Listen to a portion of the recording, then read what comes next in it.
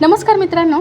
तर घरोघरी मातीच्या चुली या मालिकेच्या 5 मेच्या एपिसोडमध्ये छान ट्विस्ट बघायला मिळतोय.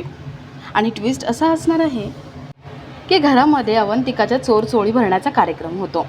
आणि त्या कार्यक्रमामध्ये ऐश्वर्याने अवंतिकासाठी खास खीर बनवलेली असते.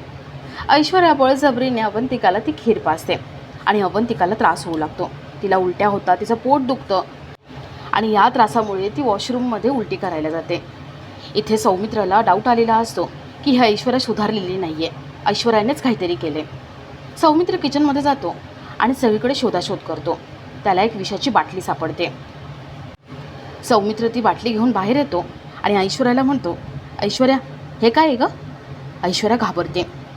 सौमित्र म्हणतो, मला 100% खात्री आहे तूच केलं हे सगळं. अवंतिकाच्या खिरीमध्ये तू हे सगळं टाकलं होतंस ना, तिला मारून टाकायला. बोल. घरातले सगळे तिथे आलेले असतात. सारंग म्हणतो, दादा काही पण बोलू नकोस तू, ऐश्वर्याने काहीही केलेलं नाही आहे. आणि तू म्हणतोयस ना ऐश्वर्याने खिरीमध्ये विष टाकलं, पुरावा आहे तुझ्याकडे काही? सौमित्र सारंगला विषाची बाटली दाखवतो. ती विषाची बाटली बघून सारंग गप्प होऊन जातो.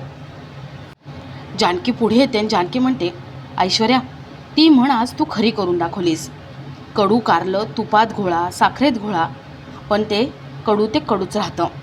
शेवटी तू करूनच दाखवलंस ना. जानकी ऐश्वर्याच्या जोरात एक कानाखाली मारते. आता ऐश्वर्याने हे सगळं का केले, यामागचं खरं कारण काय आहे ती थोड्या वेळाने सांगणार आहे. पण ह्या सगळ्याची सुरुवात कशी होते ते थोडक्यात पाहू. तर मालिकेत आपल्याला असं बघायला मिळतं आहे की ऐश्वर्याचा चांगुलपणा सिद्ध झालेला असतो. घरात आनंदाचं वातावरण असतं. सगळे रात्री एकत्र जेवायला बसतात. जानकी त्यावेळेला ठरवते की आता अवंतिकाला 2 महिने पूर्ण होत आलेत, त्यामुळे आता आपण लवकरात लवकर त्याची चोरी भरली पाहिजे. जानकी घरातल्या या सगळ्यांना सांगते. सगळ्यांना आयडिया आवडते आणि सगळे ठरवतात की आता उद्याच अवंतिकाची चोरी भरायची. तर थोड्या वेळाने आनंदात जेवण वगैरे झाल्यावर सगळे आपापल्या रूममध्ये झोपायला जातात. पण जानकीला काही झोप लागत नसते. जानकी रूम बाहेर येते आणि तिथे ऐश्वर्या येते. ऐश्वर्या विचारते, जानकी काय झाले, तुला पण झोप लागत नाही आहे ना? जानकी म्हणते, अगं आपल्या अवंतिकावरती कोण हल्ला करत असेल? एकदा झालं असतं तर ठीक आहे म्हटलं असतं.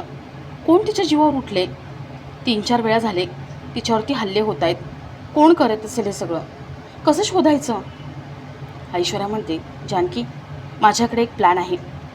हे जे कोणी घडवतं आहे ना त्याचा आता बंदोबस्त करायलाच पाहिजे. जानकी विचारते, कोण करत असेल आणि काय होऊ तुझ्याकडे प्लॅन? ऐश्वर्या जानकीला सगळा प्लॅन सांगते आणि जानकीला तो प्लॅन पटतोसुद्धा. तर दुसऱ्या दिवशी अवंतिकाला मलम लावायला जानकी तिथे येते आणि जानकी अवंतिकाला सगळं सांगते. म्हणजे ऐश्वर्या जानकी यांचा जो काही प्लॅन ठरला आहे त्याबद्दल सगळं सांगते आणि तिला आधीच सावध करून ठेवते.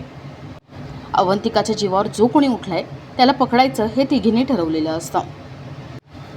तर संध्याकाळी चोरी भरण्याचा कार्यक्रम असतो.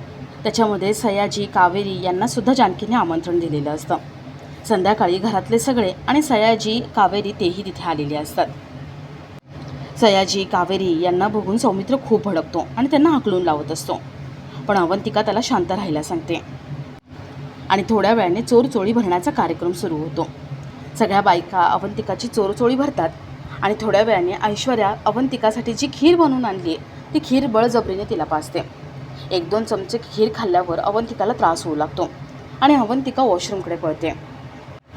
त्याच वेळेला सौमित्रला डाऊट येतो आणि त्याला वाटतं की या सगळ्या मागे ऐश्वर्याच आहे आणि तो शोधाशोध घ्यायला आतमध्ये जातो. आता हा सगळा जानकी ऐश्वर्या अवंतिका यांचा प्लॅन आहे. हे सगळं कोण घडवून आणतंय ते शोधण्यासाठी अवंतिकाला त्रास झाला आहे असं दाखवण्याचा ते प्रयत्न करत आहेत. आता ऐश्वर्याचा चांगुलपणा पुन्हा एकदा सगळ्यांच्या समोर येणार आहे आणि त्यानंतर सगळ्या ऐश्वर्यावरती पूर्ण विश्वास टाकतील का ते बघणंही तेवढंच इंटरेस्टिंग असेल.